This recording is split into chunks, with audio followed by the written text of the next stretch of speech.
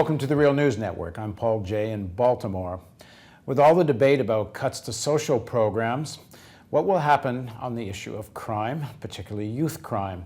Many children depend on various kinds of social programs, particularly programs that focus on schools, for getting out of circumstances that might lead to crime. And one answer, of course, is to lock kids up, lock teenagers up particularly, if in fact they are responsible for crime. But does locking up kids actually make streets safer? And how might cuts to social programs and education affect crime? Now joining us to talk about all of this is an expert in this field. Bart Lubow is director of the Juvenile Justice Strategy Group at the Annie Casey Foundation in Baltimore. Thanks for joining us. My pleasure. So let's start with first a common quote-unquote truism. Even if it ain't nice, at least if you're locking kids up, they're not going to commit more crimes. So the more kids that are committing crimes that you lock up, the safer we are. Is that true? No, generally it's not true, although it's a commonly accepted axiom for both juveniles and adults, and it stems from the fact that, if you think about the son of Sam, for example, and arresting him and locking him up probably made New York safer than it would have been if we had figured out who he was and not locked him up. But the majority of kids who are in custody in this country are kids who are being locked up primarily because they frustrated or angered an adult, primarily for acts of defiance more than for acts of violence. And so the actual impact of their being arrested and incarcerated on the public safety matters that concern us the most is marginal at best and probably counterproductive. Back up a second, dig into that a little bit. When you say that most of the youth that are in jail are there for acts of defiance to adults, not because they really committed any other crime, explain that. Well, for example, if you look at the data on who's in detention today, you will find that about a quarter of the kids are in for violation of a rule. They're in for violation of a court order, maybe a court order that was issued in regards to behavior that wouldn't even be criminal if they were not juvenile. So, for example, missing curfew, smoking cigarettes, carrying an open container, being misbehaved, unruly, disregarding parents. These are all what we call status offenses. They are behaviors that, if committed by somebody who's an adult, would not be a crime. Now, in our country, we tend not to lock kids up for those offenses directly anymore, but we lock the kids up for violating court orders related to those offenses. So if you're a kid and you don't go to school, you can be dragged before the court for truancy, and the court can order you to go to school. Can't lock you up for being truant, but can order you to go to school. If you then do not go to school, you will be guilty not simply of truancy again, but of violating the court order, that is, of criminal contempt, and that will be a detainable offense. And there's a significant number of kids in detention for these kinds of reasons. More kids in detention for violating these kinds of orders and for violating the rules of probation than are in detention on any given day for committing acts of interpersonal violence.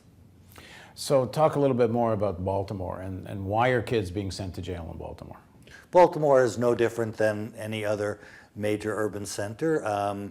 We've got lots of kids in the detention center for drug-related charges. We've got kids for car theft. We got kids for, breaking and entering and burglary, and for kid fights, for assaults and those kinds of things. We certainly, like any other urban center, have a number of youth who get arrested and charged for serious violent crimes, but they're a minority of the overall delinquency caseload in the city. And what does research show in terms of the connection between schools and other kinds of social programs and infrastructure and youth crime, or lack thereof in youth crime?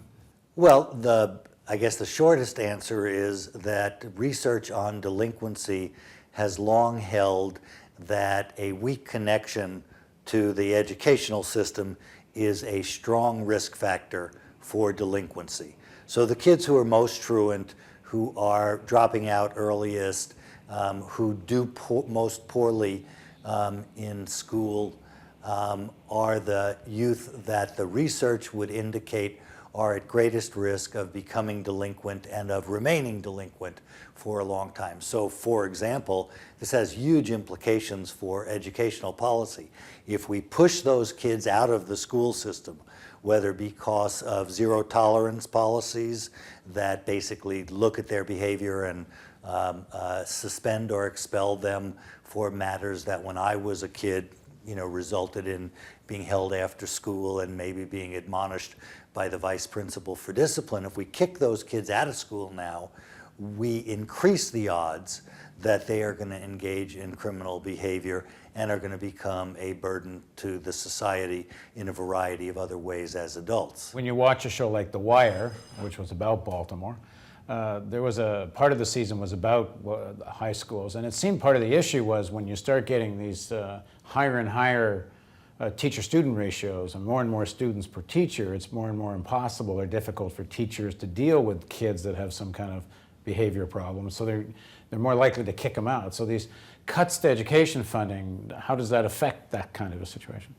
Well, I think cuts to education funding are going to motivate school officials to push the poorest performing, most behaviorally challenging kids out of the school quickly. It's sort of like if you don't have the resources that you would most want to have, you're going to start looking for ways to focus your resources on the kids who tend to do best in the educational environment. Sad reality is that kids who are behaviorally challenging tend to be educationally challenging as well, and they become the first targets of whether these are enhanced disciplinary efforts or the cutbacks that are likely to reduce the special services that some of those special education kids need to actually make it in the schools. So what do you think should be done in terms of, for the sake of the youth that are in the situation of where they're in detention and they may be heading towards adult prison, and in terms of safety for the community, what policies would make more sense that you're not seeing? Well, first of all, the most obvious target in response to your question is that we need a wholesale reconsideration of the zero tolerance policies that were enacted in this country in the aftermath of events like Columbine. Zero tolerance has resulted in the sort of mindless suspension of literally hundreds of thousands of kids from public schools over the past decade for very questionable reasons. Certainly for things that would have never gotten you suspended during the days that I was in the public school system. So that's the first thing that needs to be reconsidered. We need to get schools to reassume disciplinary responsibility for their students and to not move so precipitously to force out kids who engage in what is fairly predictable and typical adolescent behavior. That is, the behavior of the kids hasn't changed. It's been the attitudes and the policies and behavior of the adults that have changed. So is this connected then again to the defunding of public schools? Because the schools, I suppose, will say to you, with the kind of money we have, we don't have the staff to deal with these kinds of issues. Most education officials that I speak with would not blame zero tolerance on their funding dilemmas. That is, they didn't say we support, came up with, or embrace zero tolerance because of funding. After all those metal detectors and cops on campus, they cost an awful lot of money. So the argument about we didn't have money, that's why we did zero tolerance, doesn't really ring true given the allocation of resources to our school systems. What zero tolerance reflected was a mentality that essentially said, if you increase enforcement and make the consequences worse, you are going to get better performance. What you did was simply make it easier for the most marginal students to find a quick way to the door. Rather than invest in whether it's special education services, student-teacher ratios, the right kind of resources in the school, We didn't do the things that we would have done for all of our kids if we were determined to ensure that they graduated from high school and weren't just simply socially promoted. Now, is zero tolerance national, and what's being done to reverse it? If this is helping contribute to youth crime, what's being done about it? Well, zero tolerance is pretty much national.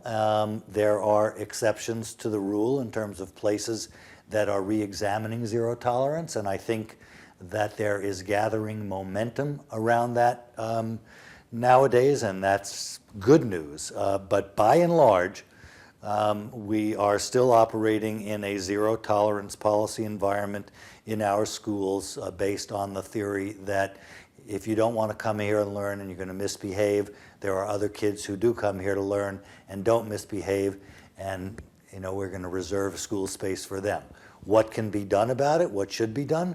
I think the most important thing that has been done to date has been effective policy advocacy to point out both the numbers and the absurdity of some of the situations.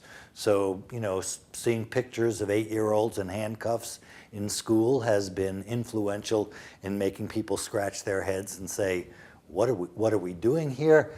Organizations like the Advancement Project that have been doing research on zero tolerance for years now and putting out statistics that show the huge volume of kids being suspended or expelled from school, and notably the racial disparity in the use of these disciplinary measures.